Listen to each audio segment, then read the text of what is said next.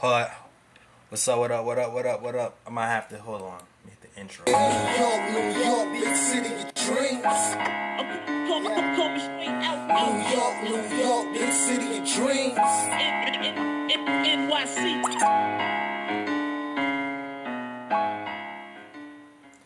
What's going on? This is Ellis for the Nick of Time show here, giving you that Knicks talk. I'm just in the nick of time. Shout out to you guys, yo. Shout out to my guy Delano. Shout out to Knicks Fever. Shout out to Lucha Lex 83. Shout out to everybody who's rocking with the Nick of Time show. Decided to do an IG live impromptu real quick. There is a game going on today. It is Knicks versus Wizards today. But I'm sure you know by now that breaking news has hit the Knicks Twitter streets, the Knicks Instagram streets, that Derrick Rose is indeed injured. He's going to be out for 6 to 8 weeks. And it's rough. That's rough for us because Derrick Rose was the Knicks' most consistent player. And if you're looking at the stats, highest plus minus on a team at a certain point of the season, plus 113. When it comes to who's pairing with Julius Randle, he was the guard who produced the highest plus minus when paired with Julius Randle. And also, when it comes to this team and it comes to who's been playing well, I feel you, Keeman, I feel you. When it comes to who's been playing well, when you're looking at everybody on this team, everybody's had a regressive season. From Julius Randle to R.J. Barrett to Evan Fournier, the whole team has regressed this season. The only one who really hasn't regressed at all is Derrick Rose. Like Derrick Rose, it's been very minuscule. All right, he dropped a percentage point in threes made, but he's been more efficient at the rim, and he's still been pretty steady for us. So Derrick Rose going down, man. Woo, big blow for us. Big blow for us for real. But listen, with adversity comes opportunity sometimes. And it's going to be opportunity for these Knicks to not only get it together, but for people to step up. And that's going to be for Kemba Walker to step up, and Deuce McBride to step up, and IQ to step up, and all these other guys to really prove what they're made of. Right? We started this season. We started the season talking about Derrick Rose and Kemba Walker and their health. And we figured that at some point, those guys they're elder statesmen. They're not going to be playing all 82 games, and that was going to be our opportunity to play some of these young guys. And the opportunity is now. If Tibbs chooses to pick that direction, the opportunity is now. All right, but it's going to be up to Tibbs to push the right buttons and to see what's in front of him. And give some of these kids a chance if he decides to play the kids. Because as of now, right, let's talk about what's happened so far. We're going to talk about what's happened so far. As of now, we all know that Kemba Walker, he's been our starting point guard for the first few games. And he did something that Tibbs did something that he usually doesn't do with veterans, because we already seen how he favors veterans. What up, David? What up, David D? Shout out to you. Everybody's rocking with the show. Shout out to you. He did something that he doesn't usually do. He benched him completely. He didn't put Kemba on the situational, I'll put him on the bench and get minutes. He went from starting to his minutes being cut to being completely benched. And if you know Tom Thibodeau and how he loves these vets, that's not the usual Tom Thibodeau thinking, right? Because we already know Tom likes a few things. Tom Thibodeau likes big guards. He also likes defensive guards, and he also likes point guards who can break down the paint. Now, if you're looking at the guards that we have on this team, we have all those attributes sprinkled among other guards. Not everybody really has top tier everything. Which leads me to this. To me, if Tom is going strictly defense, he's going to go with Deuce McBride because when I'm looking at Deuce McBride play defense, to me, he's the best point of attack defender we have on the team, first and foremost. Second, he's not just a good point of attack defender, but he's also a really good team defender. When you watch him play, he kind of has the IQ of Frank when it comes to his rotations and how he stunts and recovers and guard three people at the same time. He reminds me of Frank on his IQ in that regard. But at the same time, he seems like quicker than Frank on his feet, so he's able to guard people better one-on-one. The only thing that's really maybe why he's ranked so low is because he's not tall. If Deuce was tall, if Deuce was 6'5", I would even say he might be a super lock to be a starter on the Knicks, or just to be. If he was taller, he would have been ranked higher straight up. He would just been ranked higher straight up when it comes to the draft. But Deuce is not tall. He's he's a little bit shorter, but he's still, to me, even with his height, he still proves to be a threat defensively, probably better than everybody else. Alec Burks. We already seen Alec Burks has been the chosen one to start for the New York Knicks. And Alec Burks is not the best point guard. He's a spot-up type of point guard, right? He's a decent point of attack point guard, but he hasn't been producing at the rate he was when he's coming off the bench. And I know some people might not want to hear this. I can still see a scenario where Alec Burks might start, only because of the way we rotate, right? If you watch our games,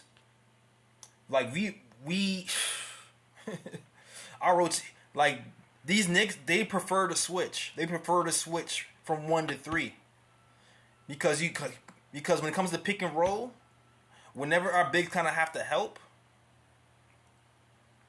it leaves shooters wide open in the corner most times. So Tom prefers to switch. So I can see him trying that again. But at the same time, when Alec Burks is running that point guard, our defense hasn't gotten much better. So I can see him going away from Alec Burks as well. But I can also see some teams going I don't want to go back to this scrambling defense all the time, and I prefer to have Alec Burks start so we can switch. I can see that as well. Now, when it comes to Kemba Walker,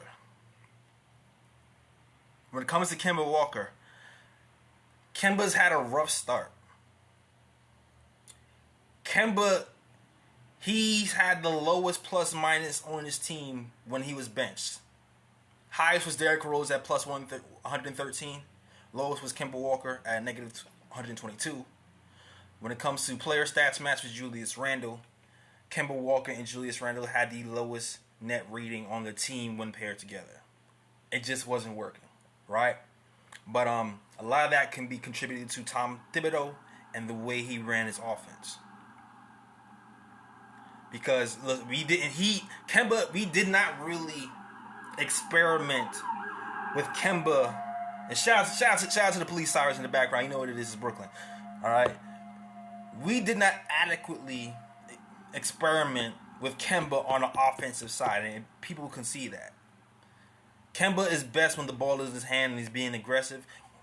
When we first started playing with Kemba, he was relegated to he was pretty much a guy who brought up the ball and was pretty much being a shooting guard.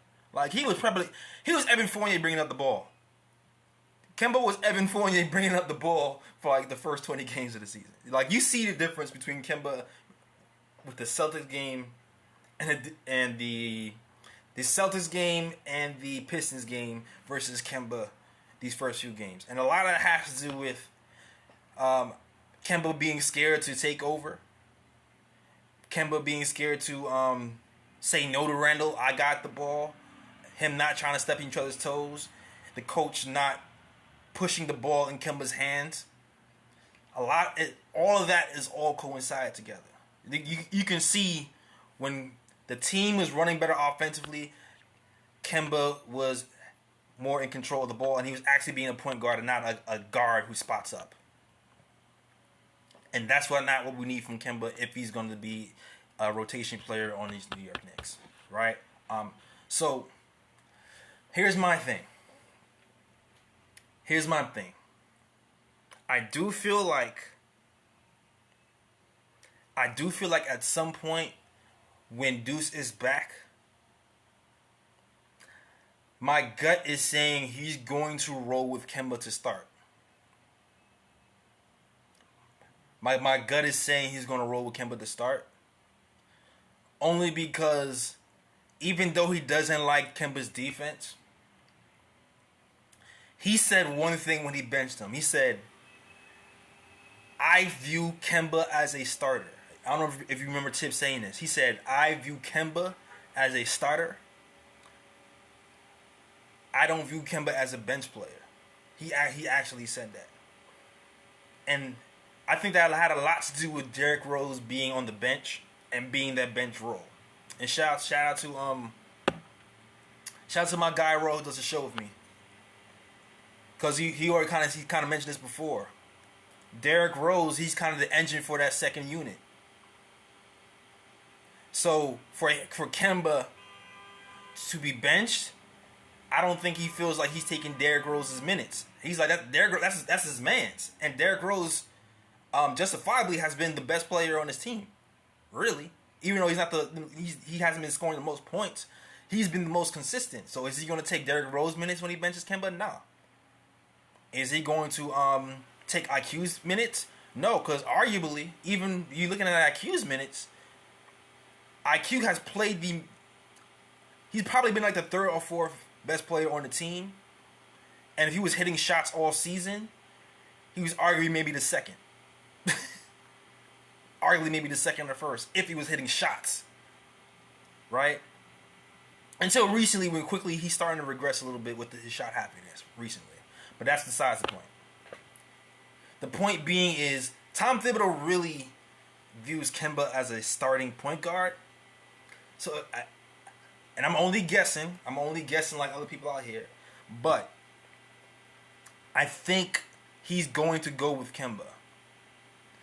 And the success of Kemba is going to have to do with a few things. It's going to have to be with Kemba's health. It's going to have to be with his aggressiveness, because I do feel like when he came back, he was way more aggressive than when he was starting with the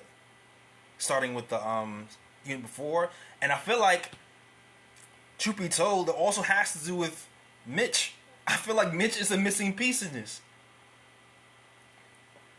Low-key, Mitch is a missing piece in this, because even when we signed Evan Fournier and Kemba Walker, what were we saying? We were saying, all right, we're giving up some defense in exchange for offense, but Mitch and they'll be able to cover for them, and the offense will be able to, take over for itself.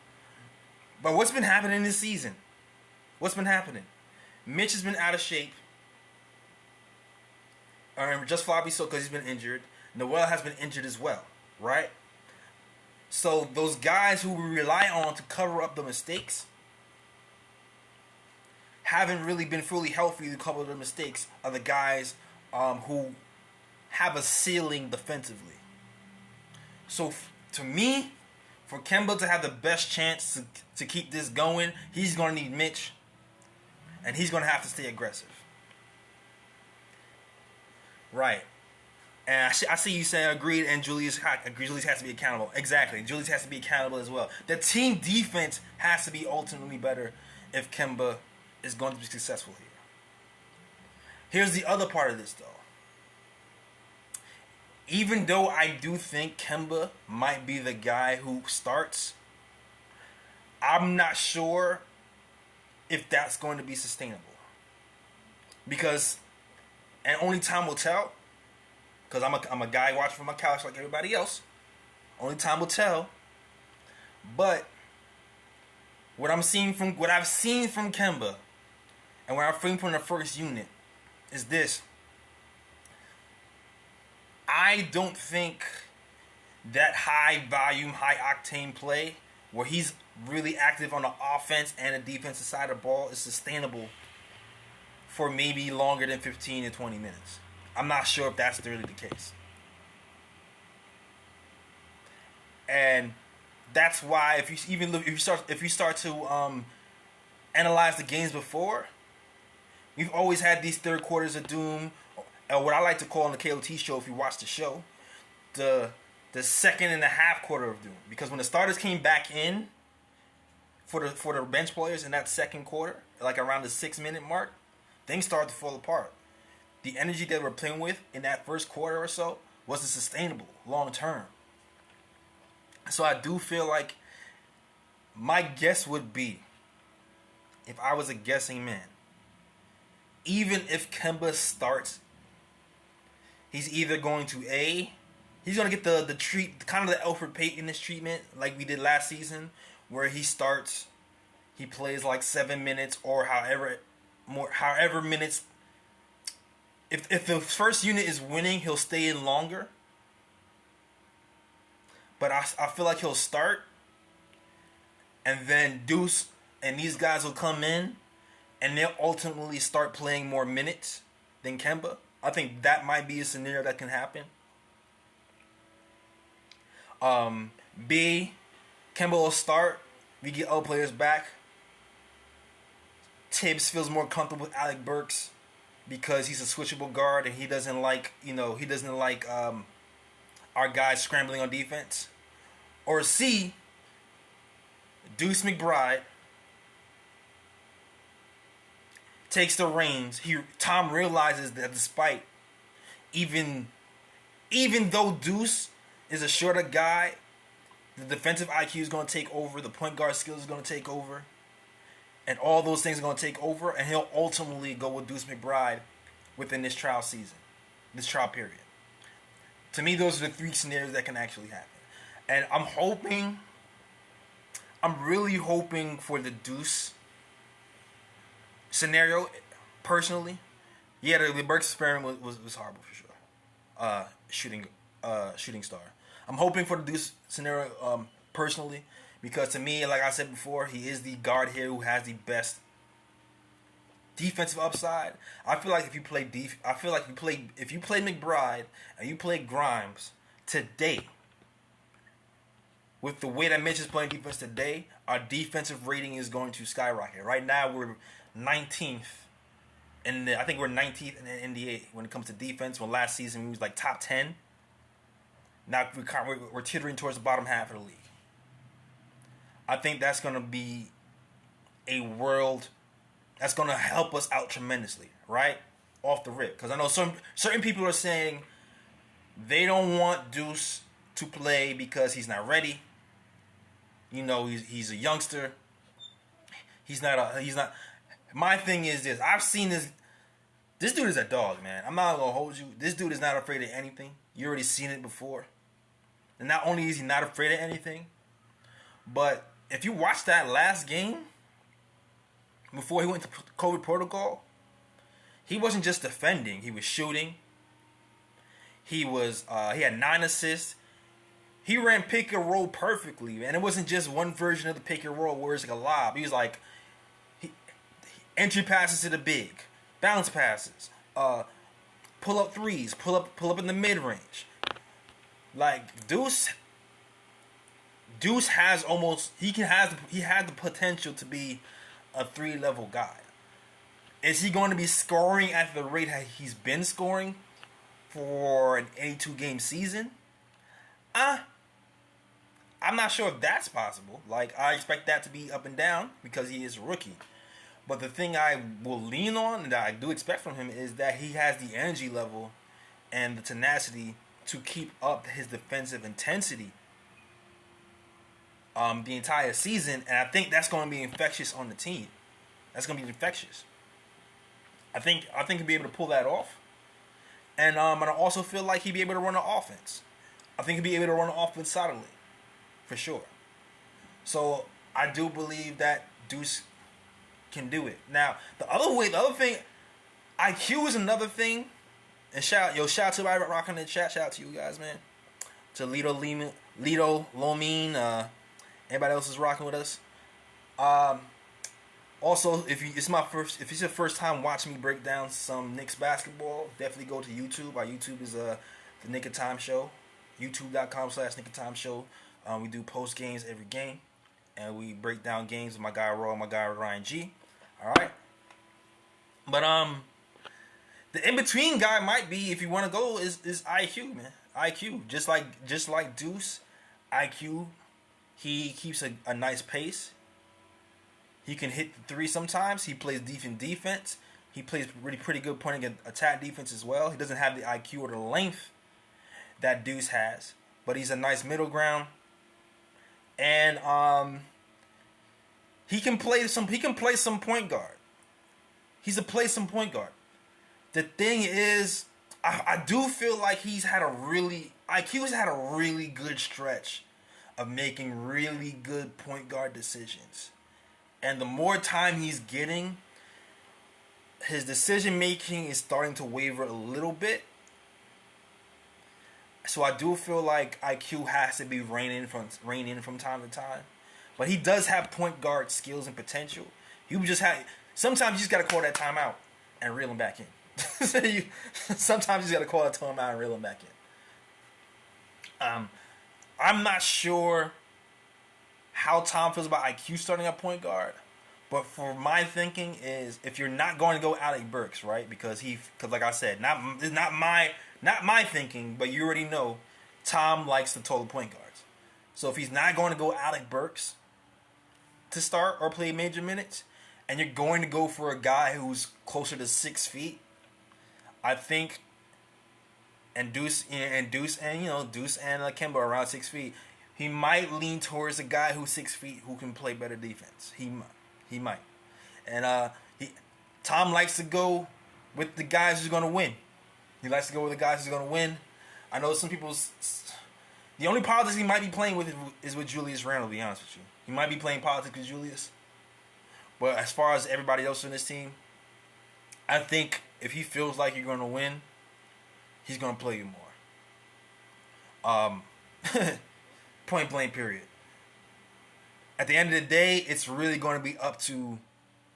This might be one of those blessing in disguise things to really see what we have. Because it's funny, because I seen Berman talk about the Knicks should have drafted Chris Duarte.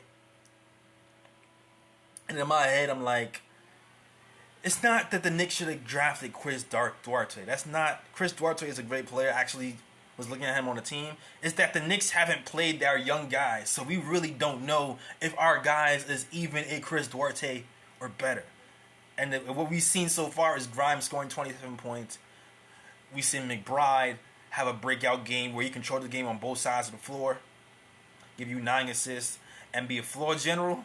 So we might have our own diamond in the roughs on this Knicks squad, and we just need the opportunity to play these guys. Point blank, period. So my take on Derrick, that's my take on Derrick Rose, guys. That's my take on Derrick Rose, man. Blessing in disguise.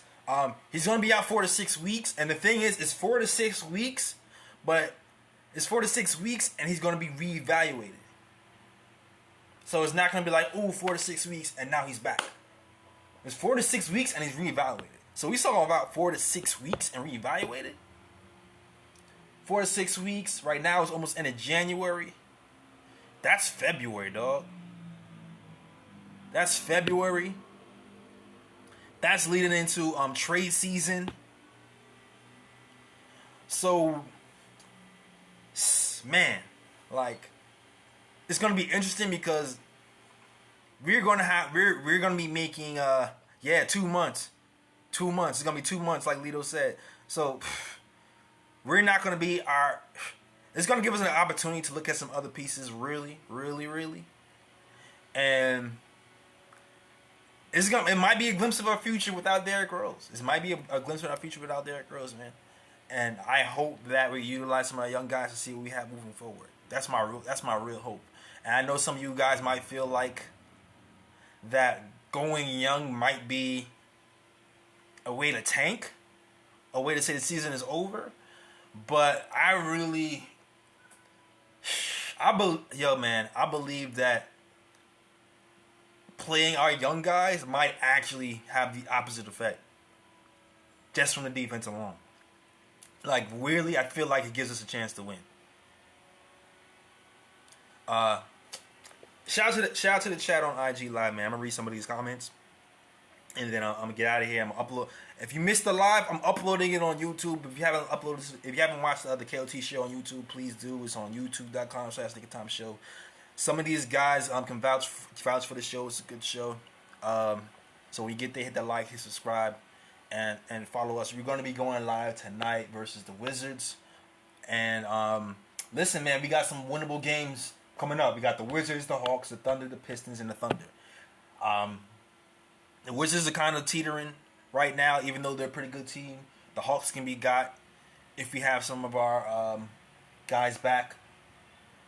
So I feel like we can make up some ground here and be in playoff condition, be around 500, be in playing position. It's all up to us. But shout out to everybody who's rocking with the show. Shout out to Keeman198. He says, I think you guys alone would beat the ATL. Yeah, I think so too. David 1D says, great show for sure. Appreciate you, David 1, and thank you for being active on Instagram and all that stuff. Trusting by your hand says, that's true. I'm glad you believe me. Shooting Star NY says, hopefully these dudes playing well, so Rose can get healthy. Right. Exactly. Hopefully they play well, Rose get healthy. But even though if everybody plays well, it kind of makes things kind of more difficult. I'm not gonna lie. Like if everybody plays well, right? If Kemba plays well, Deuce plays well, when Rose come back, somebody's feelings gonna be hurt. But I mean, I'd rather have that as a problem of having too much talent. I'd rather have that than not enough talent. You know what I mean? Like straight up. Especially because if we have too much talent, we can always go into the off season and then make moves and improve our team that way. Because as of today, if you was looking at Kemba Walker's trade value before today, it came out that nobody in the league was actually trying to trade for him because they were really concerned about his needs and his production. But you know, his recent stretch of games shows he still has something in the tank. With Derrick Rose healthy, he might fit the overall fit of this team because he's kind of playing the Derrick Rose team. And I feel like he's probably best suited to play like 15 to 20 minutes personally. But he's still an NBA player. Like he still has that. So worst case scenario, if everybody plays well when we're moving into the off season, we can actually make moves to bring in a better piece if everybody plays well. You know what I mean? I want Obi used as a stretch 5 with Knox at the 4. I would put Obi at a 4 and use Randall at stretch 5 at spots. I still feel like Obi's post defense might need work, and I feel like the 3-point shot for Obi can come along if needed. Yeah, we might not see D Rose until after All-Star break. True, all true. Big ups to you guys, man. Big ups to you guys. Awesome. All right, man. I'm gonna wrap it up. Shout out to you guys who's in the chat. And like I said, we're going live on YouTube after the game today to talk about this Knicks Wizards game.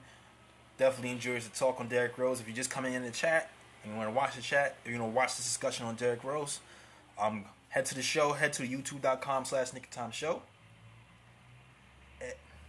That's youtube.com/NickTimeShow. There's a link in the bio. And watch the breakdown of what I have to say about Derrick Rose and the possible alternative starting guards and rotations. If I'm the Knicks, I'm looking at DeJounte Murray. Yeah, DeJounte is nice. I like DeJounte's game, complete player. Not a jump shooter, though, but he seems like he might be willing, so I'll take it. All right, man. Yo, thanks, guys. Thanks for rocking with me. I'll check you later. And, shoot. Yeah, that's it. That's the show. Hit the outro. New York, big city of dreams. Peace.